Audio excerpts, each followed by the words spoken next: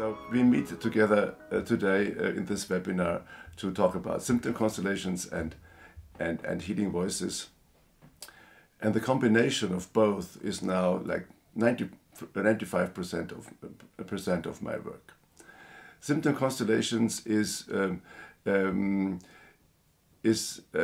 based on family constellations, on Bert Hellinger's work, and I expanded the systemic constellation work towards symptoms, body symptoms, mental symptoms, and mental diseases, and also body diseases of any kind, and also to every other problem in life. So it could be you have a problem with relationship, or you have a problem with your business, or you have some disturbance within other partners or in your life. So this all is included in symptom constellations. So it's not only family, it is always start with the symptom, with the appearance of something which disturbs your life, which you maybe don't like. But with those symptoms, the body or your soul is talking to you. And I found out that the body is always our friend, and the soul, of course, too. So if there is any symptom, any appearance from that side, from the body or the soul, it is always a sign, like a little lamp in your car, when the oil is running out. So it's blinking. So if this is a sign, this is a message. And if you want to drive with your car further, you don't take a hammer and put that lamp out by taking some pills and painkillers and try to just go on like before. You stop and you ask, what's the matter? What is the problem? And so you do a symptom constellations to find that out, to find the message of the symptom for you. And it's going deep. The body is connected to everything. The human being with the brain is not connected. It is connected, but we don't know it. It is often we are not conscious about it. But the body is connected to the whole universe, and also, of course, to our soul and to other, to our life course. Where is our path? And if we don't walk on our path, which is our soul wants us to, there are symptoms coming. And constellation work is great to look in that unconscious area. So what I do in a symptom constellation, and regardless whether it's in a workshop online or a workshop in person or in an individual session, I always start with one position. This is the client, and then the next one is the symptom or the disease or the problem. And then I always take a third position. And this is the message of the problem, the message of the symptom. Because symptoms are always bringing us messages, so that we have to understand something about our person or personality to develop that. And then I see what's coming through the constellation, through the positions of the client, the symptom, or the message.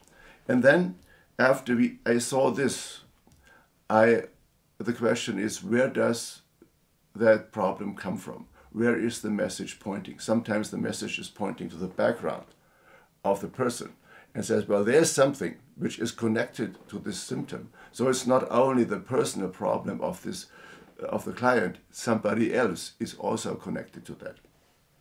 And the question is then, who is that? Who is that? And I developed a test for that to find out now in which region we have to look. And there are 4 major backgrounds, energetic backgrounds of problems and diseases and symptoms. And the most frequent one is an unresolved, it's always unresolved trauma. But the most frequent case is an unresolved trauma in the family of origin. That means not you experienced the trauma, but somebody else, another member of the family, mostly in a former generation, like parents, grandparents, great-grandparents, experienced the trauma or caused the trauma in other people. And those burdened energies from that trauma can go through the generations and then end up in your energy field and cause problems for you. But this is not the only source of energetic causes. The second area is the so-called present family. This is the family you are founding in this life. That means members of your present family are your important love partners, also the ones you had in the past. And of course the current one, plus your children, all of them, the living and the dead, meaning also the aborted and miscarriage children. So there could also be unresolved trauma causing problems in the present. And the third area is trauma which you experienced yourself. Personal trauma in this life, like in childhood, youth or later, which is unresolved, and some of them you don't even remember, and they still can cause problems as body symptoms right now, or mental symptoms like depression or anxiety. And there is an important fourth one. And the fourth one is also not seldom. I estimate that 30 to 35% of the clients who come to me to make a constellation show this energetic background. And this is also a personal trauma, but not a personal trauma in this life. It's a personal trauma in a former life. So, and this is important to know, because if there is, for example, the energetic cause of a symptom or a disease is in a former life, you will not find it in the family of origin. And to know this in this early stage of the symptom constellation is really good, because then you go right there. You don't have to even ask about the family tree. And how I do this test, I call it 4-column test. And I, after the introduction, I will put the link to an article where I explain that in detail how you do this, a 4-column test, because of those 4 columns. And what I do, I go to the outside circle of the constellation and just define a position. If I do individual sessions, I do that myself. I just define a position in front of myself, and I always start with the family of origin, and I step into this position. And this is not a person, it is the family of origin. That means a pool. Everybody, father, mother, all the ancestors in one position to see whether it connects to the symptom or the disease or the problem. And I step there, and then if my right arm goes out, it is father's side. And if the left arm goes out, it's mother's side. And if both arms goes out and connect, it is both sides. So if you see that, you know already it's from that family of origin. But I always do all the other the 3 testings also, because sometimes, seldom, but sometimes it's possible that there are 2 strains of burden energies coming in with the same level of strength. So I go to the others, and I go to the present family, and if there's a connection of some sort, I know it's present family or personal trauma. And I always say, this is by definition, you have to define those positions very accurate. It is a personal trauma of the client in this life who might be connected to the actual problem. I always say that, because if you just don't say that and you're not so accurate, you get some connection with a personal trauma which is not involved in this problem. You know, everybody has some sort of trauma, but the question is there one who is causing that problem? And then I always also test a former life, unresolved trauma in former life, and is there a connection or not? And if I know that, I exactly go right there. And if it's family, of course, then I have questions about the family tree, what happened, what did really happen, to find the original the original trauma in the background, in the energetic, in the energy field of the person, which is of course connected to the energy field of the family, and also way back. And we saw yesterday in the collective constellation about the war of Ukraine that in collective constellations, you could go way back, and we ended up in an original trauma in the year 600 after Christ in Russia. And in the personal constellation, you also go back, way back. It could be Second World War, for example, which is often the case if with burdened energies, with all those trauma, what happened there. First World War, so now you're already 100 years back. But this, whatever it is, those energies can still be with you and around you, and also in your body. So what I do then, I try to find this original trauma together with the client and the group. And if I have a group, of course, in-person group, the members of the group will be the representatives in an online workshop and in my individual work, in my practice in Bad Tölz here in Bavaria, or online. Like 80 or more than 80% of my work is online now. Also the individual work. I have papers on the floor as placeholders, with a name on it, so we know, we basically all know who is standing where. So, but those are only placeholders. The real work starts when I go into those positions as a representative, one after the other, and gather the information out of the informational field. And and knowing about it, knowing where it's coming from, being conscious about it, does already start a healing movement. And you see that in the positions of the symptoms and also on the client. But it's often that it's just partly solved, that it's better, but it's not all the way good.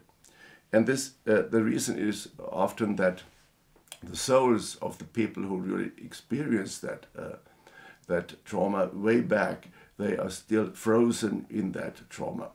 And their feelings of horror, their feelings of sadness, of maybe anxiety or just burdened energies is still there, as long as they are not liberated from that trauma-freeze situation. And we can, as human beings, we cannot really do that just by knowing about it. This is not happening by us knowing about it. And I found out that shamanic healing powers can do that if they want. So in this situation, when we know where is the background, where is the energetic burden come from, where is the original trauma, and we have already the positions for the people who really were involved, then I always suggest to work with healing voices. This is what the expression I created for this shamanic work, which I'm doing now for 25 years. 20 years, it's already 25 years. And to explain what I do then, or to explain how you can understand what's going on when I work with shamanic energetic powers, you can imagine, and it's not an imagination, I think this is really the truth, those energetic shamanic healing powers, they are around us all the time in a special field. You have the informational field where we get access to the representative work, the classic constellation work, and this is another energetic field. And it's everywhere, all the time. But it's not information, it's pure healing power. But for some reason, and I cannot tell you why, for some reason they need two prerequisites before they work, before they start to their healing work. The one is a total yes from the client. So he says, yes, I want that, please, opens up for that. Otherwise, they wouldn't do it, they couldn't do it, and they were not allowed to do it. They are respecting free will of us humans. And the second thing is they need a human being who is willing and able to be a channel for them, like a medium for them. And I do this in the case the client agrees. And this is in the constellation. I do this in the constellation. It's all laid out. We know already how it is connected and what happened. And then I choose a place, a position in the constellation as the position of the healers. And then I step into this position as a representative. And from there, I invite those healing powers to heal in the different levels of the client system, if they want and if they can. I always say that. So it's open, so they decide whether they do something or not, whether it's appropriate or not. And if they work, and they normally do, then they do that through me. That means in those 10 or 15 minutes when the healing voices work, I lend them my body for gestures, because it goes through gestures. And I lend them my voice for sounds, because it goes through sounds. And if there is a perpetrator-victim field in the constellation, like some war crime or, for example, then everybody has to be to know that those healing voices, if they work with the aggression of the perpetrators, they will get really loud, or can get really loud, and also very aggressive. So if you wouldn't be prepared, and I always prepare people, of course, but if they wouldn't be prepared and they would just listen to something like that unprepared, they could get anxious and fearful right away. So, but if they know that, so they don't have to, I always create and safe space for everybody. And even if I do work as a medium in those minutes, I'm never in trance. I'm very aware of what's going on. I'm very here, so the client is not alone with that. And I can step in and out of this position very easily, just as easily as the others. And if necessary, I do that. And what the healing voices, those shamanic healing powers do, is they literally destroy the perpetrators, their energy. And after that, they work often with the souls of the victims, if there are victims. And they help them to come out of this frozen state of trauma in that killing situation. And they first mourn about them. You hear mourning sounds. And this is really really important also, because sadness and mourning and grief is in so many systems. It's there, and by their work the grief comes into flow and can also heal through that. And then after that they normally get very soft, sometimes also use melodies, and then they often also work directly with the client. And if it's a body symptom or a body disease, they work even with the body of and clean and the body of those burdened energies. And to see as a descendant, or for example, of a grandfather, great-grandfather who experienced war atrocities, as the perpetrator, or just as a witness, which is also a trauma to even just see that.